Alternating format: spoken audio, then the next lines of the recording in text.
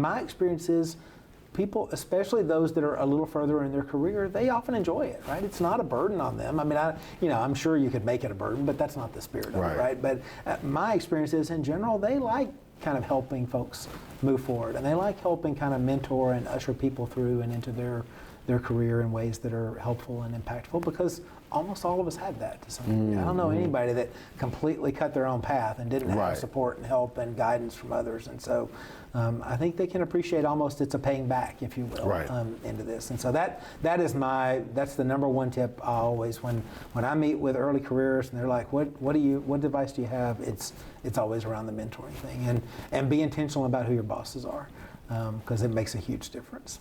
I noticed you said person first language. So if you could kind of give us a little bit better idea of what you mean by person first language, and also what language we should avoid when it comes to mental health. Absolutely. So, you hear people talk in shorthand around,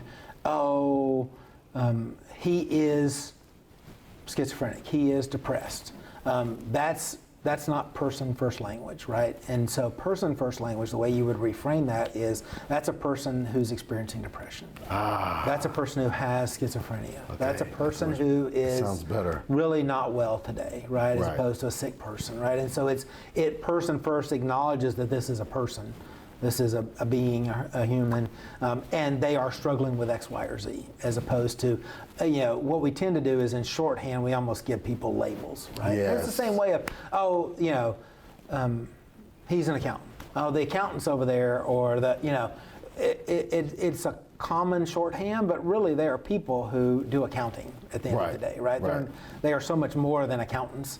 They're so much more than depressed. And so, at least in our work and in our environments, there's a fair amount of sensitivity given to make sure that we acknowledge the personhood first.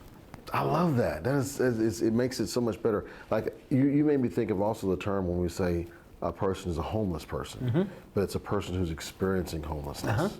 Yep, a person who's unhoused.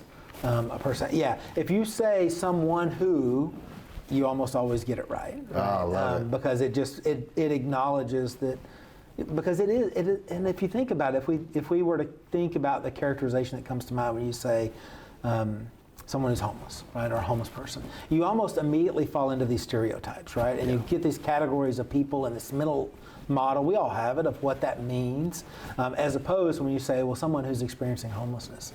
All of a sudden, I get a whole different visual around that, right? I picture people I know, or could know, and it reframes that in a way that makes it, I think, more real.